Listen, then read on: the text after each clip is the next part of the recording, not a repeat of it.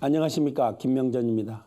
최근 자율형 사립고등학교 지정 취소 사태가 교육계 쟁점이 되고 있습니다. 학부모들의 관심도 큽니다. 교육을 일컬어 백년지 대계라 했습니다. 국가의 100년 앞을 내다보고 대비하여 인재를 기르는 일이라는 뜻입니다. 그런 의미에서 4차 산업혁명 시대 우리 교육의 현 주소는 어디에 있는지 불분명합니다. 오늘 구TV 뉴스 초대석에 이재정 경기도 교육감님 모셨습니다. 생수 같은 해법을 기대해 봅니다. 교육감님 안녕하세요. 안녕하세요. 네, 귀한 시간 내주셔서 감사합니다. 네. 교육감님 벌써 재선하셔서 이제 6년 차 되시는 것 같습니다. 그렇죠? 그렇습니다. 네. 제가 2014년에 이제 첫 임기를 시작해서 이제 벌써 6년 차에 접어들었습니다. 6년 교육 현장에 몸담으셨는데 소회가 각별하실 것 같아요. 우선 소회부터 한번 들어보고 싶습니다. 한마디로 말씀드리면 참 힘든 자리입니다. 네. 경기도가 전체 학생 수의 27%가 경기도에 있습니다. 네. 전국 교육의 대다수가 경기도에 있다 해도 과언이 아니죠. 그런 의미에서 참 넓고 많고 큽니다. 그러면서 참 일도 많고요. 그래서 참 힘들었던 거였지만 또 반면에 아까 말씀하신 것처럼 4차 산업혁명 시대를 준비하는 이런 과정 속에 새로운 학교, 새로운 교육을 만들어가는 그런 기쁨과 즐거움도 또한 있습니다. 네. 교육감께서는 공약으로 올해를 교육자치 원년의 해로 삼겠다 이렇게 말씀하셨는데 성과가 좀 있으신가요? 네, 그동안 이제 교육자치라는 것이 상당히 오랫동안 이제 교육계 과제로 삼아져 왔었는데 교육 자치가 도대체 뭐냐? 어디서 교육 자치가 이루어지는 거냐? 예를 들자면 뭐 교육부도 있고 교육청도 있고 각 지역에 있는 교육지원청도 있고 학교도 있는데 그럼 자치라는 의미를 어디다 둬야 될 거냐 하는 거에 저는 기본적으로 이 학교의 교육 자치가 돼야 된다 하는 것이 제 입장이었고요. 금년부터 학교의 교육 자치를 정말 이루자 해서 세 가지를 먼저 시작했습니다. 하나는 각 학교에 이제 지급하는 기본 운영비를 학교가 직접 편성하고 심의해서 집행할 수 있는 권한을 학교에다 드리자는 거고요. 네. 둘째로 이제 학교 교장에 대한 공모 제도가 있는데 물론 그 학교 운영위원회가 공모 여부를 결정을 짓니다만 공모를 하게 되면 모든 사람이 다 참여해서 투표를 하자. 그래서 이제 학부모, 교사, 심지어 학생들도 교장 공모하는데 이제 투표로서 결정을 짓자는 거고요. 셋째로 우리가 새로 시작한 것이 감사를 학교의 자율감사로 한번 해보자 하는 거죠. 학교가 감사팀을 만들어서 우리 학교가 지금 어떻게 돌아가고 있나 하는 걸 직접 검토하고 어떤 새로운 방향을 설정해낼 수 있도록 학교 스스로가 그걸 결정할 수 있도록 하자. 이제 이런 것이 다 이제 학교 교육 자치 한 첫 출발이라고 생각을 합니다. 좀 시작해 보시니까 또 진도는 나가셨나요? 그 반응이 제법 뜨겁습니다. 특히 공모를 이번 9월에 처음 시작했는데요. 8개 학교가 이제 했는데 이 모바일로 투표를 합니다. 모바일로. 그러니까 모바일 폰으로 투표를 하니까 학부모들이 어디서든지 자기들이 이제 다 후보에 대한 얘기를 정보를 잘 보고 그 투표를 할 수 있고 선생님도 투표를 하고 학생들도 투표를 하니까요. 우리 학교 교장을 우리 손으로 뽑는다. 이게 이제까지 없었던 일 아닙니까? 교육 현장에서. 그러니까 반응이 아주 뜨겁습니다. 교육 현장에서 학교 교장 선생님을 학생들이 뽑는다라는 것, 더군다나 초중고등학교는 아직 성년이 되기 전인데 교육의 실험적 시도인가요? 아니면 어떻습니까? 우선 이제 금년에 처음 시범적으로 한 것이 학부모와 교사들이 투표를 해서 정하도록 하고 학생들은 시범적으로 한번 했습니다. 직접 여기에 반영은 시키지 않지만 그런 학생들도 어떤 의견을 가지고 있는지 한번 이 투표로서 그렇다면 굉장히 이런 거죠. 중요한 참고 자료가 될 수 있겠습니다. 그래서 지금 중학교, 고등학교만 먼저 이제 시작을 하고 있습니다. 그래서 학생들도 좀 관심을 가지고 네, 네. 우리 교장 선생님 네. 한번 책임 있게 모시는 그런 의견들을 좀 반영할 수 있도록 해야 되지 않겠느냐. 이제 그래서 시작을 했는데요. 내년부터는 본격적으로 네. 공모교장은 좀 우리 학생들과 이렇게 좀 하려고 합니다. 이게 이제 결국 우리 청소년들도 앞으로 네, 민주주의라는 데 있어서 꽃은 투표 아니겠어요? 아, 그 점에 네, 대해서 네. 굉장히 공감이 갑니다. 그 교육감께서는 고교 평준화 확대에 관심을 많이 갖고 계시는 걸로 알고 있습니다. 이번에 그렇지 않아도 또 자립형 사립고등학교 네. 지정 취소 문제가 쟁점이 돼 네. 있는데 이게 이제 평준화 확대와 함께 물려 있어서 학부모들도 관심이 큽니다. 말씀 좀 해주시죠. 네, 아마 아시겠습니다만 자율형 사립학교라는 게 있고 네. 자립형 공립학교가 있습니다. 네. 대개 이 제도가 이명박 정부 시절부터 이제 시작이 됐는데요. 네, 네. 그 대개 평준화되어 있는 여러 지역에 가능하면 다양한 학교의 형태를 만들자 이제 이런 목표로 출발 자체는 상당히 좋았다고 생각을 합니다. 근데 아시는 바와 같이 자립형 사립학교는 모든 이제 고등학교가 다 국가로부터 지원을 받는데 인건비로부터 시작해서 시설 확대까지도 다 국가로부터 지원을 받는데 이 학교는 지원을 안 받습니다. 네. 그 대신 등록금을 일반 학생들의 한 3배 내지 4배를 네. 받을 수 있어서 이 학교를 좀 더 자율적으로 운영을 한번 해보자. 네. 그리고 국가는 그만큼의 예산을 줄일 수 있지 않겠느냐. 네. 근데 이런 뜻에서 시작을 했습니다만 실제로 현장에서는 그런 학교가 다양한 학교로 가기보다 오히려 입시 중심의 학교로 가기 때문에 학생들이 자기들이 하고 싶은 분야를 뭐 이렇게 열심히 잘할 수 있는 것이 아니라 어떻게 하면 좀 더 수능 시험을 잘 봐서 서울에 있는 좋은 대학을 가느냐. 이런 평준화하고 충돌되겠군요. 아주 충돌되는 거죠. 네. 오히려 반대로 가는 거였죠. 신명문 만들기가 됐다 그렇습니다. 이거죠. 그래서 사실 경기도에만 해도 이제 2군데가 있어요. 네. 자사고라고 하는 데가 안산에 있는 학교가 하나 있었고 지금 용인에 학교가 하나 있는데 네. 금년에 우리는 안산에 있는 학교가 이제 평가를 받아가지고 네. 이번에 재지정을 못 받게 된 겁니다. 그러나 저는 어떤 의미에서 교육이라고 하는 것이 네네. 일부 학교에 특권과 특혜를 주는 것. 네. 그것은 동시에 다른 학교들에게는 열등의식을 주는 거 아니겠어요? 역차별이네. 역차별이죠. 네. 경기도에 고등학교가 한 600개 가까이 되는데 네. 그 가운데 자사고가 2개거든요. 네. 이 두 학교는 한 학교는 전국에서 학생을 모집하고 네.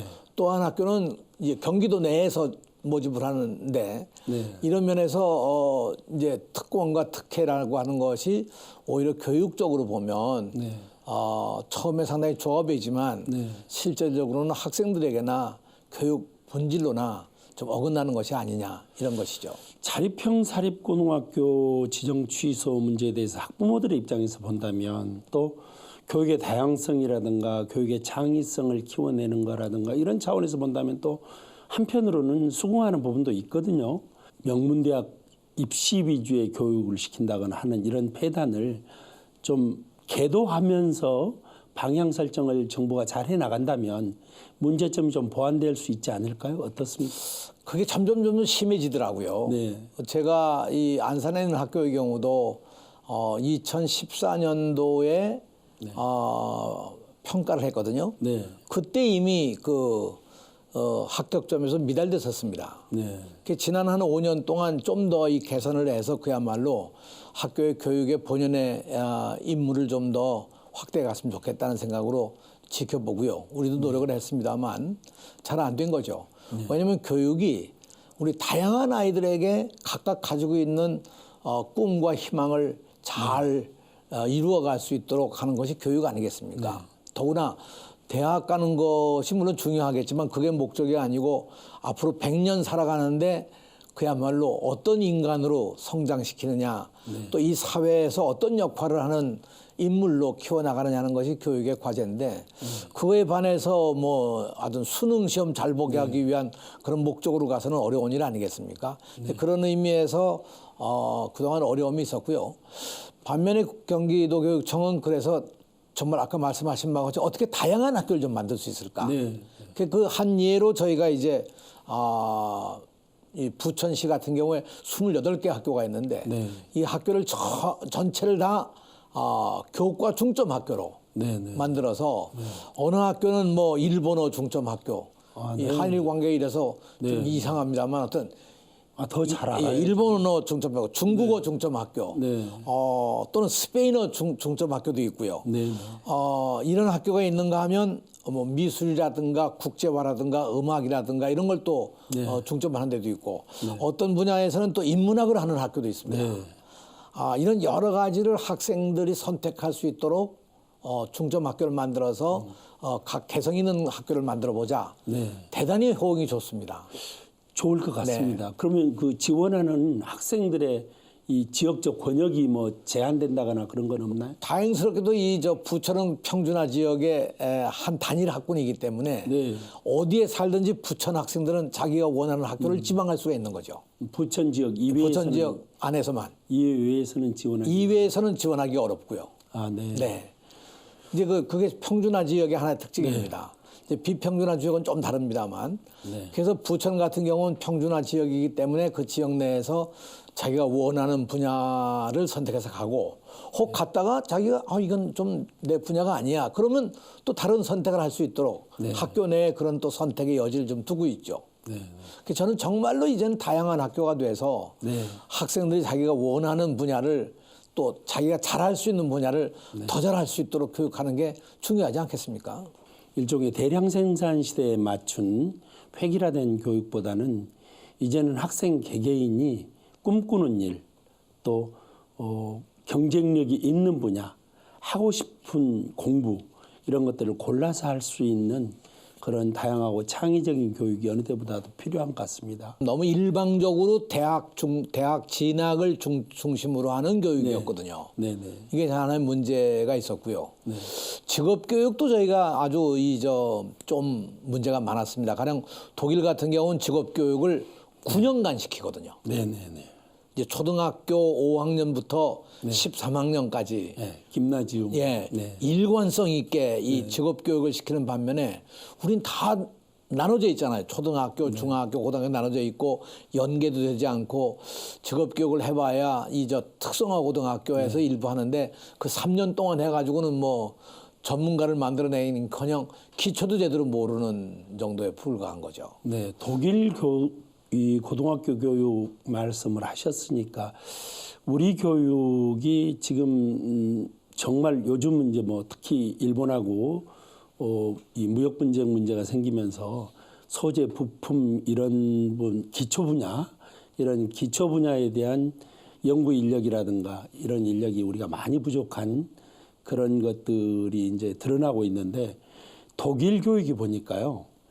아예 교육감께서 말씀하신 대로 고등학교 교육까지는 일종의 실무형 교육 위주고 고등학교를 졸업을 하면서 대학교에 진학할 때 그때 진학 여부를 포함한 진로 결정을 하더라고요. 그래서 고등학교 교육만 마치더라도 산업 전선에 투입되는 데는 별 문제가 없는 그런 교육이 이루어지는 것 같습니다. 우리 교육 부분도 독일은 이렇게 진행이 되는데 우리는 왜 그게 안 될까요? 이제 그 일관 교육을 하는 데가 이제 독일이 그렇게 돼 있고 러시아도 그렇게 돼 있습니다. 네. 그래서 그 초등학교부터 고등학교까지 아주 일관성 있게 하는데 역시 제가 지난 6년간 경험한 거로 보면 제일 중요한 부분이 역시 그 연계 교육을 어떻게 하느냐 하는 것이었고요. 지금 말씀하신 것처럼 우리도 독일이나 이런 데 예를 따라서 좀 더 학생이 선택적으로 갈 수 있는 길을 열었으면 좋겠다는 생각이고요. 그래서 저희 경기도교육청이 좀 연구하는 거는 중학교부터 고등학교와 대학 한 1학년이나 2학년까지 이걸 연결해서 교육할 수 있는 그런 교육이 필요하지 않겠느냐. 특히 예술 분야도 그렇고 요즘에는 이 뭐 방송, 뭐 유튜브 이런 것이 얼마나 대단해요. 그런 기능도 아예 중학교부터 훈련을 받기 시작해서 고등학교를 거쳐서 대학의 그런 분야까지도 하게 되면 이것이 상당히 좋은 전문인 인력을 양성해낼 수 있지 않을까 그렇게 생각을 합니다. 그런 의미에서 초중 고등학교 최근에 자립형 사립고등학교 지정 취소 문제가 쟁점이 되기는 했지만 우리 교육계가 큰 어떤 그런 이 혁신적인 전환의 시기에서 오는 갈등 아닌가 싶은 측면도 있습니다. 네, 그러니까 이제 지금까지 자사고 또는 특목고로 이제 불리워지는 이런 학교들을 학부모들이 선호한 이유가 네. 그런 학교를 들어가지 않으면 네. 그런 학교를 들어가지 못하면 서울에 있는 유수한 대학만 아니라 서울 시내에 있는 대학도 들어가기 힘들다는 거거든요. 네. 네. 다시 말하면 전국의 특목고나 자사고 졸업생들을 다 모으면 그 서울에 있는 대학 입학 정원하고 거의 비슷합니다. 네. 그러니까 학부모들로서는 네. 어떻게든 뭐 과외를 시켜서라도 네. 고등학교는 특목고나 자사고를 보내지 않으면 안 된다. 이런 생각을 가지니까 이 과외가 입시 과외가 얼마나 심하냐면 유치원까지 갑니다. 아, 예. 그래서 뭐 유치원, 초등학교, 중학교에서는 뭐 어느 특목고 가는 반, 어느 자사고 가는 반 이래가지고 과외를 시키니까 네. 이 과외가 나쁘다고만 말할 수는 없습니다만 아이들은 거기서 네. 정말 창의력도 없어지고 네. 이 뭐라고 그럴까 능동적으로 뭘 대체하는 그 능력도 사라지고 네. 자기 고민도 좀 할 수가 없고 이제 그러는 상황이죠. 그래서 저는 이런 특혜와 특권을 주는 학교를 차라리 폐지해서 네. 모든 학생들이 자유롭게 네. 자기를 만들어갈 수 있는 그런 교육 네. 네. 이 돼야 되지 않겠느냐. 그 우리가 아시겠습니다만 한 2년 전부터 중학교 1학년에 자유학년제를 시작했거든요. 네. 그것이 그야말로 학생들이 내가 뭘 잘할 수 있는지, 뭘 하고 싶은 건지, 내 적성은 어떤 것인지, 내 진로를 어떻게 만들어가야 좋은지 하는 것들을 판단하는 그런 기회입니다. 네. 이걸 좀 더 발전적으로 가서 앞으로 우리 학생들의 미래를 잘 이렇게 열어주는 역할을 국가가 해야 되지 않을까 이렇게 생각합니다. 교육감께서 그런 측면에서 역점을 두고 계시는 어떤 추진하고 계시는 신선한 정책들을 좀 네. 이번 기회에 소개를 좀 해주시죠. 그 사실 이제 우리 사장님도 학교를 다 다니셨습니다만 학교라는 게 어떤 틀 속에서 다니는 거 아니에요. 네. 교과 과목도 정해져 있고 네. 교육 과정도 국가가 정해져 있고 네. 시수도 정해져 있고 네. 그러니까 실제로는 어떤 한 틀 속에서 벗어나지를 못하는데 이걸 좀 어떻게 자기가 하고 싶은 걸 좀 마음껏 할 수 있도록 만들어 볼 수가 없을까. 그래서 제가 마을에 네.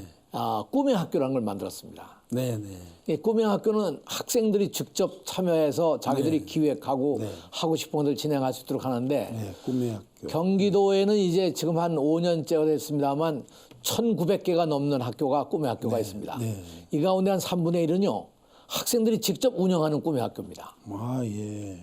예를 들면 어떤 꿈의 학교는요. 네. 우리 동네 역사 쓰기 꿈의 학교도 있습니다. 네. 아이들이 우리 동네의 교육 역사가 어떻게 됐냐. 네. 우리 동네에 가령 문화 발전은 어떤 역사가 있었느냐. 이런 걸 자기들이 다 조사를 해서 실제 우리 동네의 현주소를 한번 학생들이 판단해 보는 거죠. 네. 아주 재미있습니다, 그것도. 네. 그리고 뭐 어떤 학생들은 뭐 뮤지컬 학교도 있고 물론 연극 학교도 있지만 요즘에 특히 많은 이 드론 학교도 있어서 네. 이 드론에 대한 이론과 실제 이런 걸 다 하면서 이제 공부하는 그런 것들도 있고요. 여기서는 학생들이 직접 기획하고 진행하니까 자기들이 하고 싶은 걸 마음껏 할 수 있는 거죠. 저는 여기에서 학생들이 어떤 동기를 얻고 그 자기 미래를 자기가 만들어가는 그런 자세로 자기 프로그램을 만들어갔으면 좋겠다 이런 생각을 하는데요. 꽤 성과가 있습니다. 그야말로 미래 시대가 와서 미래 교육이 되려면 정말 미래 시대는 어떻게 돼야 될까? 네. 그럼 가장 우리가 생각할 수 있는 것이 학교 공간이 지금 같아서는 안 될 거 아니겠습니까? 네. 네. 학생들도 하여금 학교 공간에 대한 걸 한번 너희들이 한번 생각해봐라. 학교를 어떻게 다르게 구상했으면 좋은지 해서 학생들이 모이는 워크숍도 하고요. 이런 프로그램을 하는데 이번에 해보니까 학생들 아이디어가요. 놀라울 만큼 아주 신선합니다. 교실에서 나오면 한가운데 아이들이 다 모일 수 있는 그런 공간 하나 만들어서 이 마치 비행장에 이렇게 다 모이듯이 그런 식의 생각도 하는 사람들이 있고요. 또 하나 저는 이제 지금 구상하고 있는 것이 역시 자기가 직접 해봐야 뭘 알 거 아니겠습니까? 체험학습을 좀 한번 본격적으로 해보자 해서 우리가 8대 분야, 자연 생태계로부터 평화 통일에 이르기까지 8대 분야의 현장 체험학습을 그냥 가서 이렇게 견학하고 오는 게 아니고 아예 1박 2일을 거기서 하면서 학생들이 스스로 뭔가를 배우고 생각하도록 하자. 예, 그런 이제 체험학습을 좀 제가 하는데 이번에 이제 서대문 형무소에 이 3.1 독립운동 네, 100주년을 기념해서 네. 서대문 형무소에 얘기를 해가지고 네. 거기서 1박 2일을 좀 할 수 있도록 해주십시오. 예. 해가지고 거기 공터가 넓잖아요. 네. 공터도 있지만 네. 그 수감동 그럼요. 그래서 그 한번 감옥도 보고 네. 거기서 그 옥살이를 했던 네. 독립 운동가들 네, 네. 예를 들면 우리가 잘 아는 가령 뭐 윤동주 네. 윤동주 시인에 대한 네. 뭐 삶과 네, 네. 그의 시 네. 이런 것도 저녁에 아이들이 좀 같이 얘기를 나누고 네. 그리고 그 마당에다 텐트 치고 네, 네. 야영을 1박 2일 하면서 네. 애들이 굉장히 그 정서적으로 좋은 그 뭐라고 그럴까 느낌을 받더라고요. 네, 네. 그래서 저는 이런 프로그램들 통해서 우리 아이들이 뭔가 직접 체험하고 거기서 뭔가 어떤 학습의 동기를 얻고 자기 진로에 대한 어떤 이해가 된다고 하면 그 대단히 좋은 일이 아닐까 이렇게 생각을 하는 거죠. 서울에서 106년 된 실업계 고등학교가 학생들이 이 기준 이하로 지원자가 작아서 폐교되고 통합되는 그런 상황에 몰려 있어서 사회적으로 또 관심을 끌고 있습니다. 이 채용해 줄 수 있는 그런 일종의 고용시장이 있어야 되는데 네. 이런 것들이 상호 연계되지 않으면 아무리 교육감께서 좋은 교육으로 이렇게 인재를 키워냈다고 하더라도 결국은 또다시 대학을 가기 위한 재교육을 해야 되는 네. 그런 상황으로는 가지 않을까요? 그래서 이제 우리나라가 그동안에 이제 그런 인재를 양성한다는 의미에서 특성화 고등학교라는 직업계 고등학교 가운데 일부를 선택해 가지고 마이스터 고등학교라는 걸 만들었습니다. 네네. 그게 뭐 정부에서 전폭적으로 지원도 하고요. 네. 저희도 지금 특성화 고등학교의 경우에는 일반 학교에 비해서 한 3배, 4배의 예산이 투입이 됩니다. 네네. 그 이제 새로운 기계, 실험 장비 이런 게 필요하지 않겠습니까? 근데 이게 해놓고 제가 지난 5년 동안을 살펴보니까 네. 이게 사회가 발전하거나 기업체가 발전하는 걸 저는 못 따라가는 겁니다. 그렇죠. 아무리 우리가 투자를 해도 네네. 예를 들면 이게 방송국에 가 영상 기자재를 가지고 있다. 네. 학교 거보다 이게 훨씬 더 좋거든요. 네. 그러니까 학교에서 하던 거 가지고 여기 와서 이 기술력을 따라갈 수가 없는 겁니다. 네. 우선 첫째로는 이게 학교 교육이 훨씬 더 현장보다는 뒤져 있는 거죠. 네. 근데 결국은 우리가 그동안 실패했던 이유 중에 하나는 고등학교 3년 동안에 마이스터가 될 수가 없습니다. 아무리 돈을 들이고 뭘 해도 그렇습니다. 이게 기능이기 때문에 네네. 기본적인 기능이 있고 그것을 더 발전시킬 수 있는 창의력이 있을 수 있어야 되는데 네. 그 뭐 여러 가지가 안 돼서 결국 기간의 문제입니다. 네. 그래서 저는 앞으로 이 기능 교육을 적어도 중학교, 고등학교, 대학까지 연계해서 네. 일관성 있는 교육을 해서 한 6, 7년 계속해서 하고 이런 과정에 기업체하고 연관이 돼서 한 50%는 학교에서 공부하고 50%는 기업체 가서 일을 하고 예를 들자면 오전은 학교에서 이론적인 수업을 받고 오후는 공장에 가서 직접 일을 하면서 실전에 교육을 받으면 그래서 한 6, 7년 하게 되면 그야말로 제대로 된 기능을 가진 사람이 나오지 않겠느냐. 그 국가가 그런 사람들을 가령 마이스터로 인정을 해주고 그러면 뭐 기업체에서도 마음 놓고 사람을 뽑을 수가 있고 특히 자기 공장에서 한 3, 4년 수련을 받은 학생의 경우는 거의 그 공장에는 아주 전문가 수준이 되지 않겠습니까? 네, 그렇게 현장에서 보고 느끼시면서 또 방향도 갖고 계실 거예요. 정리를 좀 한번 해주시죠. 문재인 정부가 들어서서 제일 먼저 만든 것이 국가교육회의라는 걸 만들었거든요.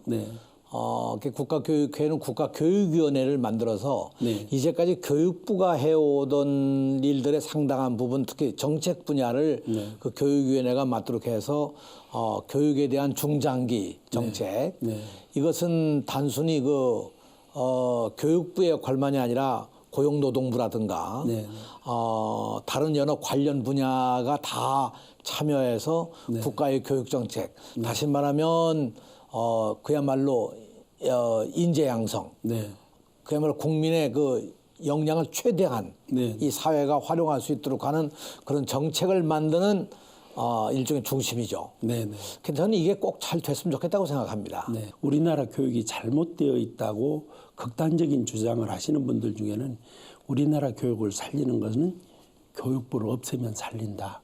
이런 말까지 나오고 있잖아요. 예. 예. 마무리 말씀을 한번 해주시죠. 교육위원회를 만들자는 안이 아마도 그거 아닐 것 같아요. 이 교육부의 기능을 대폭 축소하든가. 네네. 그래서 교육부가 가지고 있는 여러 기능들 가운데 유초, 중고는 다 교육감에게 그 직무를 다 넘기고 대학은 대학 자율적으로 움직이게 하고 네. 그러면서 교육부가 할 수 있는 어떤 지원 역할을 네. 남겨놓되 정책 부문은 교육위원회라는 걸 만들어서 해야 되지 않겠느냐. 저는 그런 의미에서 교육부를 없앨 수 있는 하나의 대안이 교육위원회라고 생각해서요.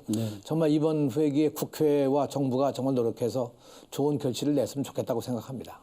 더 혹시 하실 말씀 있으시면? 특히 지금 한일 관계 이렇게 어려운 상황 속에 있어서 저는 하나 좀 권하고 싶은 것이 중국을 제대로 아는 것.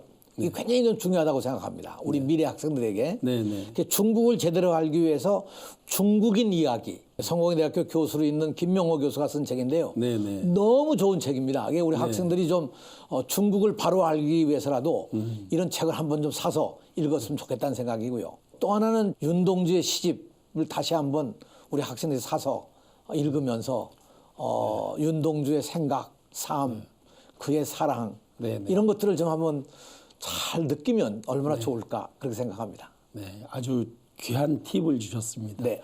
오늘은 여기까지 하겠습니다. 바쁜 일정 중에도 출연해 주신 교육감께 다시 한번 감사드립니다. 감사합니다. 네, 고맙습니다. 네. 급변하는 시대, 교육 환경도 빠른 변화를 요구하고 있습니다. 우리가 잊지 말아야 할 것이 있습니다. 경쟁에서 이겨야만 생존할 수 있는 교육이 아니라 꿈꾸고 도전하면 희망을 이룰 수 있는 교육. 개인의 창의성과 다양성이 발현될 수 있어야 합니다. 지금은 대량 생산 시대의 획일적 교육은 마감할 때입니다. 이러한 교육제도를 만드는 것이 다음 세대를 위해 오늘을 사는 어른들의 책무입니다. 구TV 뉴스 초대석 여기서 마무리하겠습니다. 시청해주신 여러분 고맙습니다.